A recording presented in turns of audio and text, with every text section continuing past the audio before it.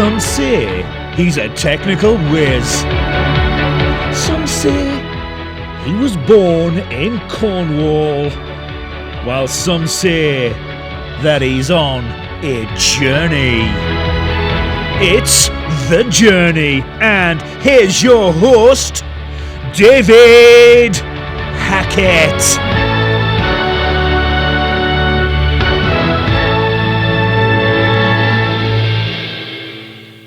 Our guest today is David Goll. David Goll is a co-founder, and if I say this wrong, David will correct me, no doubt. Ogimi? Can you pronounce that for me? Ogimi, the first AI meditation coach that helps people become more resilient, happy, and peaceful. David is a tech entrepreneur with 2 prior exits and a licensed architect. David also loves creating new products and designs and bringing them into the world. With Ogimi, he is mission-driven with the goal of helping, and I've got to look at this, 1B people fix their mental health through highly personalized daily meditation practice. I'll let him do the talking because it's not his journey, not my journey. Welcome to The Journey, David Goll. Awesome. Thanks for having me, David. No worries. And my joke, and it's a long-standing joke, if you ever listen to my podcast, you understand the joke. Everyone has a journey. Everyone has a beginning in their journey. The joke is, yes, we were born. So that's the earliest memory possible. But what was the most earliest memory that started driving your journey as it is now? That's a great question, and I'll have to think on it for just a minute. I know that I understand where my current journey started, and it started a little bit more as an adult. So maybe I'll start there, and then as I do that, I'll fish through to where it may have begun as my earliest memory. That's fine. All yours. Yeah, great. So Ogimi is, as you mentioned, the first AI meditation coach, and where I got into meditation was early in my professional career. So I was about 1 year into my journey as an architect, and I don't know if you know much about the architecture practice, but it's pretty intense. It's long hours. It's a lot of hard work, and I was on the verge of burnout after 1 year of my career. I went on a vacation, and it took kind of stepping away from the day-to-day of the work to realize how exhausted I was. I was gaining weight. My body hurt. I was highly stressed, and I hadn't really realized it. But stepping away was a wake-up call, and I flew back from that vacation, and I did 3 things for my health. I started the paleo diet, I started exercising, and I started a meditation practice.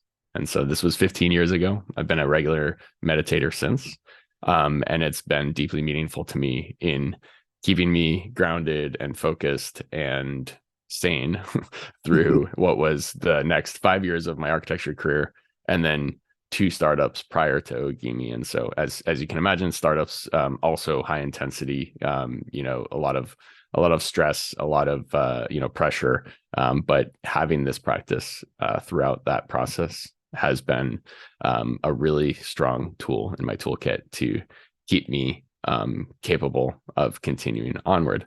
And so when I sat down and I thought about what I wanted to do next on my personal journey, my entrepreneur journey, I realized that if I could help other people create that habit and a way to serve themselves for their mental well-being, that I would have made a positive impact in the world. So that's a little bit how I got to where I am in the current journey. As I reflect on your initial question, I'm not sure that's my earliest memory, but I do have a lot of memories of my childhood spending time in nature. So I can recall I grew up in Colorado, and literally my backyard was up against a national forest land. So we had the opportunity to just go be out in nature at kind of any point in time.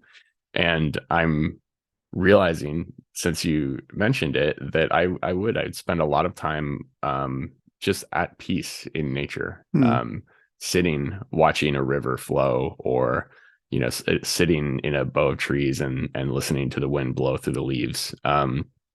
And I found a lot of peace in that. So, that now that I look at it, I can see how maybe my contemplative and practice of just sitting with myself actually began a long time ago. And I've always felt like I had a little bit more of an affinity for the willingness to sit with myself than perhaps some other folks are. I do hear, a decent amount of resistance to meditation tends to be, I can't sit still with myself and my thoughts, for more than a few minutes. And I think I actually became kind of comfortable with that at an early age. Yeah, and from my personal experience, my grandparents lived in North Wales in UK, and where they originally lived when they first moved to Wales was beside, Snowdonia National Park, which is like UK's second biggest mountain peak.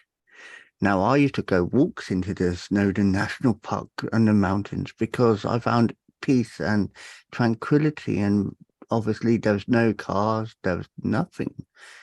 And you probably will say upon this, it is like a form of early meditation when you are at peace with yourself and you listen to nature, because there's nothing around you. So you can sit around, you can hear ambient noises like sheep, cows, the occasional plane, but that's a meditation in its own right form. Absolutely, and it's bringing up more memories of my family has been into sailing my whole life, and I can remember from, again, the earliest age, sitting on the edge of the boat with my feet kind of dangling over the edge, maybe touching the water every time a wave swelled up, and just listening to the sound of the boat moving through the waves, watching the sunlight, just sparkling across the ocean, and just appreciating that sort of silence and that peacefulness and the dynamism and the beauty of nature. So absolutely. And now I'm thinking, it's funny, my earliest meditation practice, I was in New York City when I started meditating, and I would actually go to a nearby cemetery to meditate because it was the only place where I could be in nature, where it was a little bit quiet and peaceful. And so, really what we're trying to create through Ogimi is the ability to drop into that place of being kind of anywhere, wherever you are, with the support of the right music and the right coach and the right voice and the right ability to create that sort of peaceful environment for yourself to sit and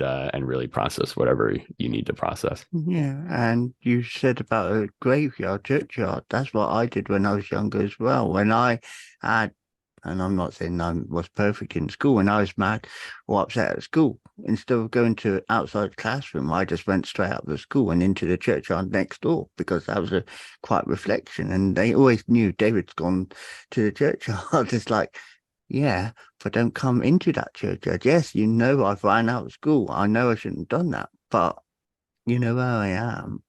Let me come back when I'm ready. And in the early stages, it was like that. I was at peace, and then in the end, they started getting lighter, and they kept coming in and that, disturbing that peace. But if that time of reflection, that time of anger was gone within 5-10 minutes, because I reflected, I got in that mindset of, I'm calm now. I got something peaceful to listen to. Now, when I was growing up, and in that age, it was the time where people thought something mentally was wrong with you. So I couldn't exactly say it's my mindset. I want to be at peace, because they would say, well, being in a graveyard's not the right place. But in today's society, people understand the ambience and the sound behind being in a quiet place. Yeah, and isn't that such a beautiful transition, actually, that society has made? This openness and understanding of people's needs around their mental health, and how much more accepted that is, and that it's part of the day-to-day conversation rather than something that people try to sweep under the rug and ignore and deal with, in their own way, in silence. Yes, and I applaud that in a lot of ways. But at the same time, there is still elements where society do hold back on certain things. It's like people misunderstand still about autism, for example, and that gets misunderstood. It's like autistic people have meltdowns. They like to have their own peace and space, but when you see an autistic person have a meltdown, if you're not aware they got autism, you think that person's bad. So society is fine-tuning to the mental health, but they got to understand all layers of mental health. Yeah, that's a great point. And, of course, our mission, which you sort of stated at the beginning, is to help 1 billion people create a meditation practice. And, it's got to be done. This has to be solved at scale. It has to be constantly elevating that awareness so that it extends literally to everyone. I think there's this perception that either meditation is only for performance and focus, or it's only for people with extreme stress and anxiety. And I'd like to share essentially the message that it's for everyone. It's just like people understand now that exercise is really important for your overall health, and just like people understand that diet is really important for your overall health, we want people to really realize that having some form of contemplative practice for your mental health is really, really important. Yeah. So talking about nowadays and how it is in the present, how do you see things progressing with your project? Do you think it's getting stronger and stronger every day? You see the results? Yeah, so we're actually pretty new, and we're really excited about the progress that we've made so far. We've had a ton of interest in the market from new users signing up and trying and giving us a lot of great feedback. And yes, absolutely, I see that we're really just at the first inning of what we're hoping to achieve and what we're hoping to accomplish. And the way that I look at it today is, we are capable already of essentially producing for every single person on Ogimi. We're able to generate a specific meditation for them in real time that's not ever been recorded or listened to by any other user. So we're already at this point where it's highly personalized and very effective for the users, but it will only get better and better as we learn, via feedback from users and via trying different things, what works really well and what doesn't work as well. So I'm super excited about our ability to fine tune what we're currently doing into something that's highly, highly effective. Mm-hmm. Now I see the logo behind you, and it's a very effective logo. It's that way. Can you, for the people who's listening in, obviously, because they can't see it, but on YouTube, when it gets uploaded, they can see it. But can you describe what the logo means and what is it? Yeah, so two things. The name itself is a reference to Ogimi in Japan, which is a blue zone town where people live the longest in the world. And so as a guiding principle and as a way of focusing our mission, that's really what we're focused on, is how can we help people live longer, healthier, happier lives. So that's our North Star. And the logo itself is, it's a circle, but it's a little bit of a maze. And what it's referring to is our own inner journey. So understanding that this process of meditation is going inwards and navigating your own mind and finding your way through it, understanding where you are, where you're going, where you want to go, and really thinking of your mind as this kind of experience that you're just on a journey through. I think journey is an apt term for this as well. It's all about really navigating what's going on internally. And, we also, not part of the logo, but we do have a mascot that's part of Ogimi, and it's a monkey. And that's a similar reference, which is, that we all have something that we refer to as our monkey mind. And it's our thoughts that kind of run day in and day out. And you can't really control that you're having thoughts, but you can, so to speak, train your monkey to serve you better rather than to control you. And you touch upon the title of the podcast as well, because obviously the podcast is known as The Journey. Now, The Journey is to amuse people, educate people, inspire people, to observe people and to understand. But for people looking at my logo, and I've always described it, you're on a busy motorway or freeway, you've got to take diversions in life. You can't just stay on that freeway, motorway, whatever, forever. You've got to take a side road to get to where you get to. So that's why I call it The Journey on my perspective. So I can understand about the brain. It is like a moral maze because you have to go through many twists and turns to get to the center. Yeah, absolutely. And, at the center is sort of know thyself, right? A sort of complete understanding of yourself and what motivates you and what drives you and what you've been through and how it's affected you and also how it's made you a beautiful and unique individual. And I love the analogy of the journey as well. Often something that will come up in meditation is a little bit of a realization where you might have a sudden understanding of yourself and what you've been experiencing. And when that happens, usually it's a little bit like spotting a new path off the freeway, right? And it'll shine a light on it and you'll go, oh, this is something that I could explore. But then the practice is actually the willingness to then go down that path, right? So you then have to actually follow that light and have the courage, which it often takes courage to pursue that path and really explore it and maybe get a little messy along the way, so that you can really arrive at a new place, a new destination. It's like there's a series in England, and I know it's in America as well. I can make reference to it. It's called Doctor Who, and there's an episode of Doctor Who. Now, there's a character at the time, I forgot what year it was, so excuse my ignorance on it, but there's a character on it, and she came across a junction, and she had a choice of turning left or turned right. Which way would you go? And it was that dilemma. And it was called turn left because she turned left, and turned left was the alternative without the doctor in her life. It was, everything was perfect. She had a family, she had children, she had a good paid job, but she turned right, which was with the doctor, and everything was dangerous, but it was still worthwhile. So it's about which way do you go for the better. Yeah, and part of my current personal journey is understanding that it really comes down to having the core self-confidence that regardless of which path that you choose, you'll be okay, and that you will, have an interesting journey along that path just as much as if you had taken the other.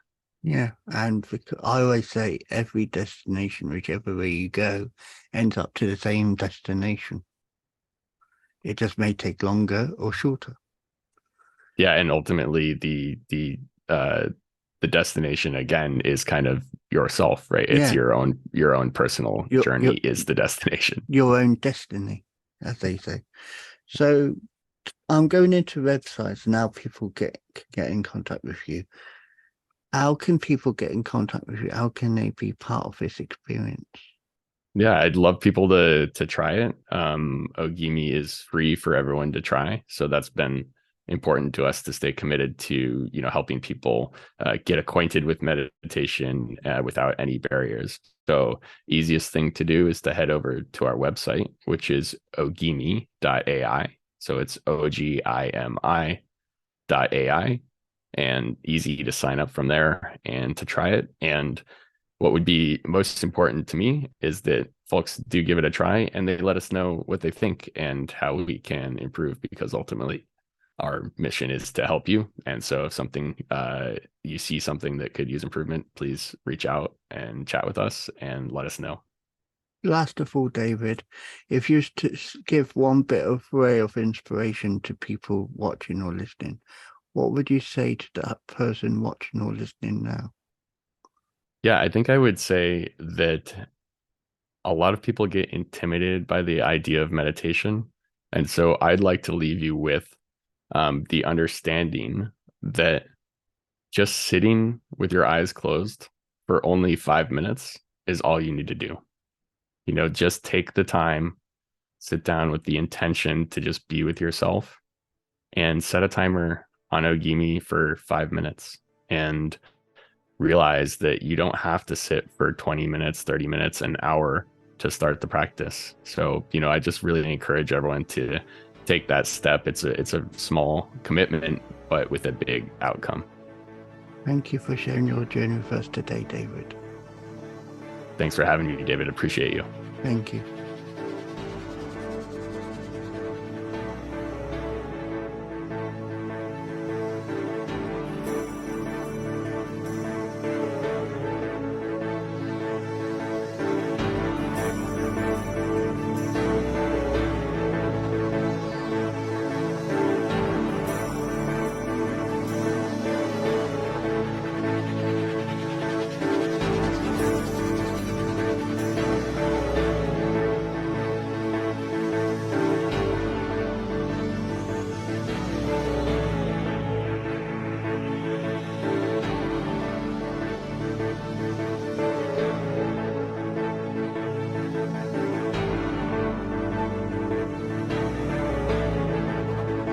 That was The Journey, hosted by Wise Words Imaging, hosted by David Hackett. Be sure to like, subscribe and listen to another journey coming soon.